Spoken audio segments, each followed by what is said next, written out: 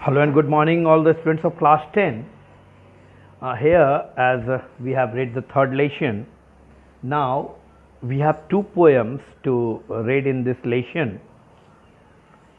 We will start with the first one, How to Tell Wild Animals. In this poem, in a very humorous way, the poet has depicted us or told us how to tell wild animals. So let's start with this humorous but a dangerous poem. So let's start. If you ever should go by chance to the jungle in the east, कभी कहते हैं अगर कभी आपको मौका मिले और आप पूर्व में जंगलों में जाएं, and if there should to you advance a large and tawny beast, और जहां आपको आपकी ओर बढ़ता हुआ एक विशाल राक्षस जैसा जीव बढ़ता हुआ दिखे, and if he roars at you as you are dying, और जब वो आप पर गुर्राए जब आप मर रहे हों, और you will know it is the Asian lion, आप जान जाएंगे कि ये एशियाई सिंह हैं. और if sometime when roaming round, या फिर कभी यहाँ वहाँ भटकते हुए, a noble wild beast greets you, एक जंगली राक्षस जैसा जीव आपका सामना करे, with black stripes on a yellow ground, जिसके शरीर पर ऐसा लगे जैसे पीली जमीन पर काली पट्टियां बनी हों. Just notice if he eats you, अगर ये आपको खा ले समझ लीजिए, this simple rule may help you learn the Bengal tiger of this earth. इस साधारण नियम से आप ये समझ जाएंगे कि ये बंगाल टाइगर है जब ये आपको खा जाएगा.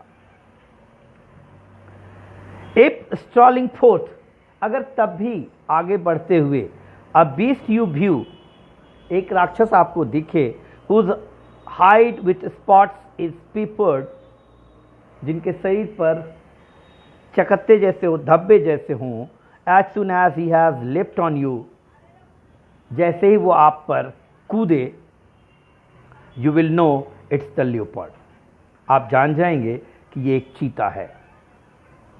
It will do no good to roar with pain, he will only leap and leap again. दर्द से चिल्लाने से कोई फायदा नहीं होगा, ये आप पर बार बार कूदेगा, बार बार कूदेगा.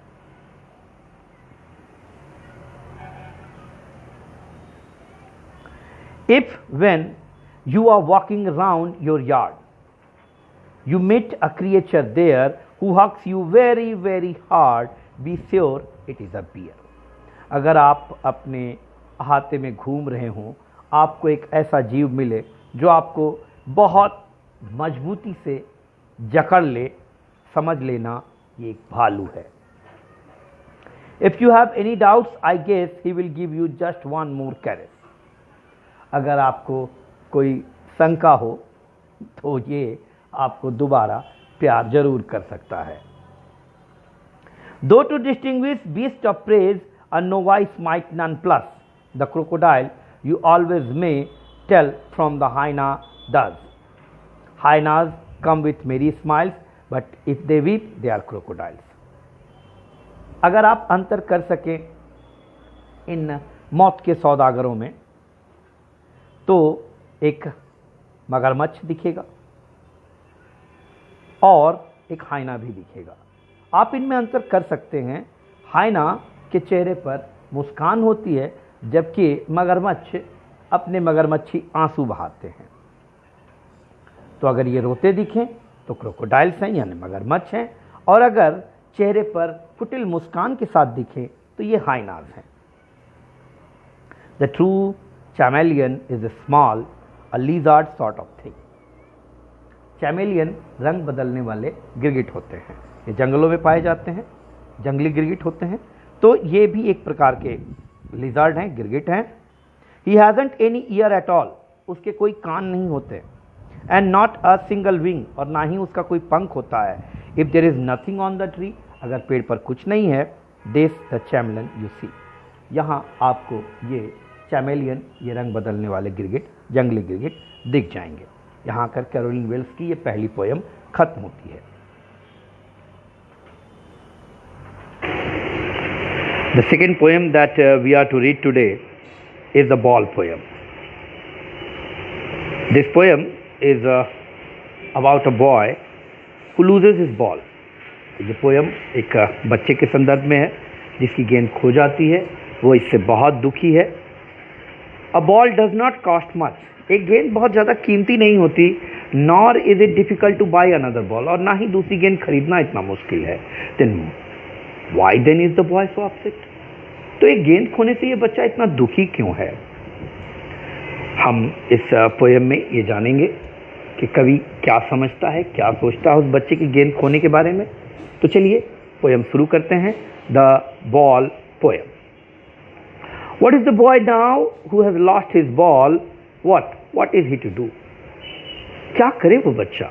अब वो बच्चा क्या करे जिसकी गेंद खो गई है? क्या करे अब वो? I saw it go. मैंने इसे जाते देखा है. merrily bouncing, उछलते हुए, खुशी से उछलते हुए, down the street, सड़क पर नीचे की ओर, and then merrily over there it is in the water.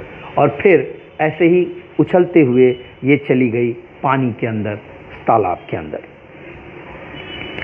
No use to say oh there are another balls. ये कहने का कोई लाभ नहीं है कि और भी गेंदें हैं. An ultimate shaking grief fixes the boy. एक दुख बच्चे के ऊपर हावी हो जाता है. He stands rigid, trembling, staring down. वो सीधा खड़ा है, कांप रहा है, नीचे देखता हुआ. All his young days into the harbor where his ball went. उसे वो पुराने दिन याद आते हैं जिस बंदरगाह पर वो इस गेंद के साथ खेलता था. वो सारे दिन अब उसे याद आते हैं. I would not intrude on him. मैं उसे टोकना नहीं चाहता, या यूं कहें मैं उसे बीच में अवरोध उत्पन्न नहीं करना चाहता. A dime, another ball is worthless. एक दूसरी गेंद उसके लिए किसी कीमत की नहीं है. Worthless है, एकदम कोई कीमत जिसकी ना हो. Now he senses first responsibility in a world of possession. यहाँ उसे पहली बार इस उत्तरदायित्व का एहसास होता है कि चीज़ों पर क्या अधिकार होते हैं, अधिकारों का क्या अर्थ होता है, क्योंकि ये गेंद उसकी थी और इसके खो जाने का उसे दुख हो रहा है. People will take balls. लोग गेंद खरीदेंगे. Balls will be lost away always. गेंदें हमेशा खोती रहेंगी. Money is external. पैसा बाहरी चीज़ है. He is learning. वो सीख रहा है. Well behind his desperate eyes. अपने उत्सुक आंखों के पीछे वो सीख रहा है. The epistemology of loss. खोने का पूरा इतिहास वो समझ रहा है. How to stand up. कैसे इस दुख से बाहर आया जाए. Knowing what every man must one day know. वो जानते हुए जो हर व्यक्ति को एक दिन जानना होता है. And most knows many days. और जो बहुत दिनों में सीखते हैं. How to stand up. कैसे विरोध किया जाए, कैसे दुख से बाहर आया जाए. यहाँ आकर जॉन बेरीमैन की ये कविता खत्म होती है. आपका काम है इस कविता को पढ़ना, समझना, प्रैक्टिस करना.